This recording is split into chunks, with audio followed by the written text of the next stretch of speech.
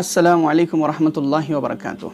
तकबीरात तशरीक़ यानी अल्लाहु अकबर ला इलाहा इल्लल्लाहु वल्लाहु अकबर वलिल्लाहिल हम्द, इसका क्या हुक्म है? तो जानिए कि तकबीरात तशरीक़ 9वीं ज़िलहिज्जा की फ़जर की नमाज के बाद से लेकर 13वीं ज़िलहिज्जा के असर की नमाज के बाद तक ये कुल 23 नमाज़ें होती है। उनके बाद हर फ़र्ज़ नमाज के बाद तकबीर तशरीक़ एक मरतबा पढ़ना वाजिब है। मर्दों पर भी वाजिब है और औरतों पर भी वाजिब है।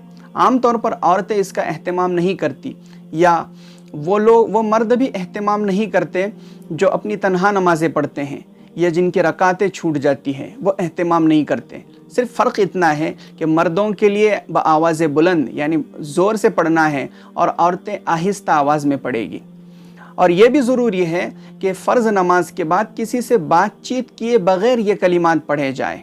और ये बात भी जहन में रहे कि तकबीर तशरीक़ का यह हुक्म कि 9वीं ज़िलहिज्जा की फ़जर से लेकर 13वीं ज़िलहिज्जा की असर की नमाज के बाद तक यानी हर फ़र्ज़ नमाज के बाद पढ़ना ये वाजिब है।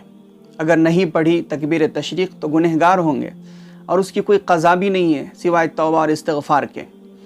तो ये वाजिबी हुक्म है। इसके अलावा मुस्तहब ये है, सवाब की बात यह है कि पहली ही तारीख़ से, ज़िलहिज्जा की पहली ही तारीख़ से हर नमाज के बाद तकबीर तशरीक़ पढ़ी जाए तो इस पर भी सवाब मिलेगा।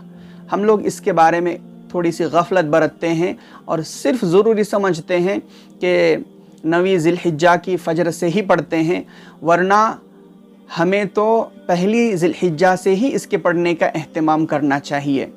हाँ, ये और बात है कि पहली ज़िलहिज्जा से पढ़ना वाजिब नहीं है, लेकिन सवाब की चीज़ ज़रूर है।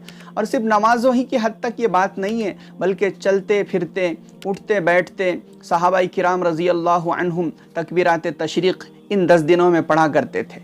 यहाँ तक कि बाज़ारों में भी जाकर बाद सहाबा ज़ोर से बुलंद आवाज़ से तकबीरात तशरीक़ पढ़ते थे और उनको सुनकर दूसरे सहाबा भी बुलंद आवाज़ से ज़ोर से तकबीरात तशरीक़ पढ़ते थे।